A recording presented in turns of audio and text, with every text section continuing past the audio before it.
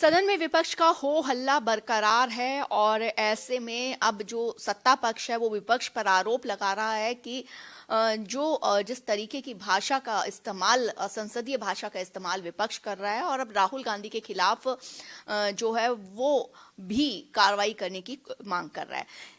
Sir, सबसे पहले तो जिस तरीके से जिन मुद्दों को लेकर के हो हल्ला लगातार प्रदर्शन और कल स्पीकर के चैम्बर तक में वीडियो बनाया गया और जिस तरीके से संसदीय कार्य मंत्री किरेन रिजिजू ने कहा है कि कुछ ऐसी भाषा का इस्तेमाल भी किया गया। अब राहुल के खिलाफ जो है विशेषाधिकार हनन जो है नोटिस लाने का जो मामला चल रहा है। देखो, ऐसा ये राहुल जी हरफन मौला बनने के चक्कर में अधजल गगरी छलकत जाए। अब जो है वो जैक ऑफ ऑल ट्रेड्स और मास्टर ऑफ नन।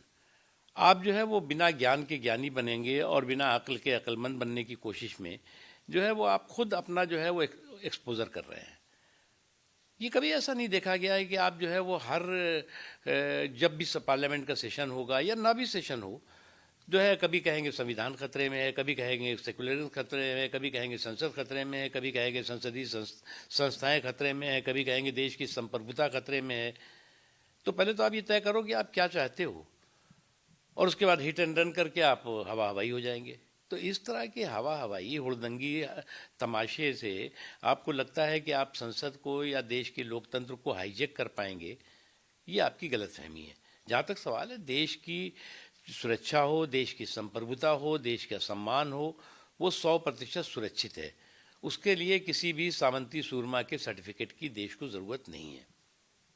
क्या आप इतने वक्त तक आप भी सदन में रहे, पूर्व केंद्रीय मंत्री के तौर पर भी, सांसद के तौर पर भी, क्या आपको लगा कि इस तरीके से जिस तरीके से अब बजट सत्र में जो चीजें हो रही हैं, जिस तरीके से सदन के अंदर बाहर स्पीकर के चैम्बर तक जिस तरीके के का जो आचरण किया जा रहा है, कभी देखिए, मैं अटल जी के टाइम में भी पार्लियामेंट्री अफेयर का काम देखा मैंने और मोदी जी के समय में भी मैंने कभी ऐसा नहीं देखा कि विपक्ष का जो व्यवहार है वो नॉनसेंस और न्यूसेंस से भरा हुआ है। इस तरह का जो है वो नकारात्मक व्यवहार जो है वो कभी नहीं हमने देखा। अब अगर जो है वो नंबरी जो है वो आपकी विरासत और नकारात्मक सियासत होगी तो इसी तरह की आपका जो है वो व्यवहार दिखाई पड़ेगा।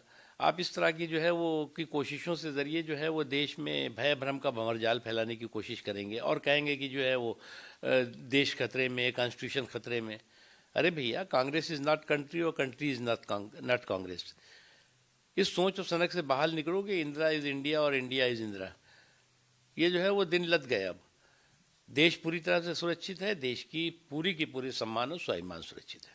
सर, एक तरफ तो विपक्ष कह रहा है कि देश को बेच दिया, यूएस ट्रेड डील पर सवाल उठा रहा है, कह रहे हैं कि दबाव में आ गए। दूसरी तरफ हमारे यहाँ अब कुछ ही दिन में एआई समिट जो है वो होने जा रहा है जिसमें दुनिया भर की बड़ी बड़ी हस्तियां जुटेंगी। तो क्या लगता है विपक्ष क्या ये चीज देख नहीं रहा या इस चीज का, इस समिट का क्या इम्पैक्ट पड़ेगा? आपको ये क्यों, आपको एक बात याद होगा आपको कि इससे पहले भी लगभग 54-55 जो है वो अफ्रीकन कंट्रीज के जो है वो राष्ट्राध्यक्ष भारत में थे और ये जो है वो विपक्ष और कुछ उस पार्टी कांग्रेस और उसके कुछ लोग जो है वो भारत में नकारात्मकता कर रहे थे, माहौल खराब कर रहे थे, जुलूस और प्रदर्शन कर रहे थे, देश को में जो है वो असहिष्णुता है, अस्पृश्यता है का इसका माहौल बनाने की कोशिश कर रहे थे। तो इनकी ये आदत है, इससे कोई फर्क नहीं पड़ता।